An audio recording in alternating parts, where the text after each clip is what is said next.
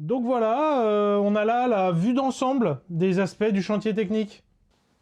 Ouais, excusez-moi.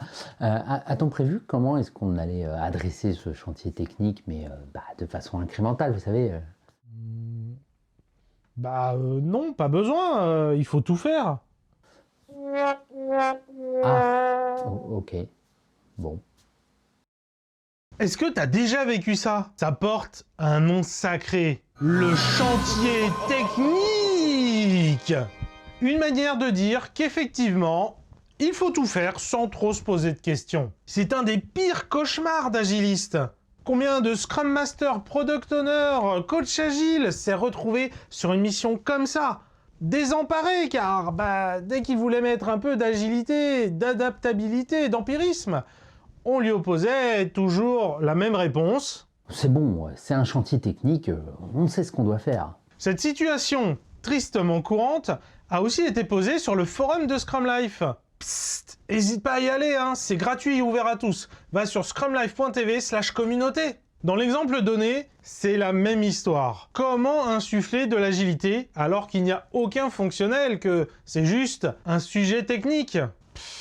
Alors si toi aussi tu rencontres ce fameux chantier technique et tu veux savoir comment mieux l'adresser avec agilité, tu es sur la bonne vidéo. Reste jusqu'au bout, on va te donner des clés pour te dépatouiller dans cette situation. Tu es sur Scrum Life, la première communauté francophone sur l'agile, le lean et Scrum. Et si tu nous découvres seulement maintenant, fonce sur notre formation gratuite. Elle est sur scrumlife.tv/formation gratuite. On y remet à plat les bases de l'agilité et on te fournit plein d'outils pour mieux gérer le quotidien de ton équipe. D'abord, on aimerait commencer par casser une idée reçue. Un produit technique, ça n'existe pas. Si tu es déjà pratiquant de l'agilité, je pense qu'on ne t'apprend rien là. Par contre, comment t'aider à convaincre les autres, et même parfois les développeurs en particulier justement? Comment casser cette idée reçue? Quels outils utiliser? D'abord, élaborons un peu. Oui, on dit que les produits techniques, ça n'existe pas. Mais par contre, des produits dont ces utilisateurs sont techniques, ça oui, ça existe. Ce qu'on veut dire par là, c'est que d'un côté, tant qu'un produit manipule les concepts de ses utilisateurs, c'est ok. Et d'un autre côté, que dans ce cas, on a donc des utilisateurs. Oui, on a toujours des utilisateurs. Parfois, ils sont juste techniques. Même quand le client du système est un robot, un automate, un autre système, ce dernier, il a été mis en place par un être humain pour accomplir une tâche, pour générer de la valeur. Par exemple, on parle souvent d'algorithme de recommandation sur les réseaux sociaux. Cet algorithme, il sert à servir les utilisateurs, à servir la plateforme, à servir les annonceurs de publicité et bien d'autres. La question est donc de réussir à identifier ces utilisateurs pour entrer dans une logique produit, justement, et pas juste dans une logique de chantier technique. Il y a un outil parfait qui existe pour ça, c'est la User Story. Car dans la User Story, on commence d'abord et avant tout par se concentrer sur l'utilisateur justement. Qui est cet utilisateur? Ou alors de quel groupe d'utilisateurs on est en train de parler? On en a parlé à plusieurs reprises sur la chaîne, on a d'ailleurs même une formation qui creuse ce sujet en profondeur, les User Stories. Si ça t'intéresse, n'hésite pas à prendre contact avec nous, par exemple via scrumlife.tv/contact. Donc si on résume, identifie les utilisateurs du produit, c'est-à-dire ceux qui utilisent le produit réellement. Rapproche-toi d'eux et travaille avec eux pour écrire des User Stories. Et si tu veux faire un story mapping, parfait, c'est un super atelier et on en parle bien entendu sur la chaîne. Mais là encore, la règle d'or sera identifie tes utilisateurs et travaille avec eux. Ok. Admettons que tout le reste a échoué.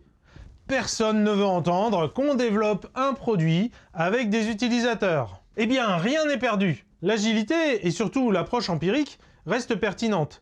Et surtout, elles peuvent être très utiles en prenant l'angle, non pas du produit, mais sous l'angle des risques. Donc ton backlog, le machin infâme qu'on ose appeler backlog, c'est juste un gros tas de trucs techniques à faire. Pourtant, ça n'empêche pas de les prioriser intelligemment. Et de chercher à faire des fines couches verticales du produit, allant de bout en bout. Car même si on se dit que c'est de la technique, que ce n'est qu'à la fin qu'on verra l'impact...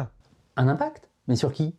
Un utilisateur peut-être? Bon, bref, je disais donc, même si on se dit que ce n'est que de la technique, il y a tout un tas de risques qui existent. On va donc prioriser par le risque, pour réduire dès que possible les plus gros risques. Un outil existe pour ça.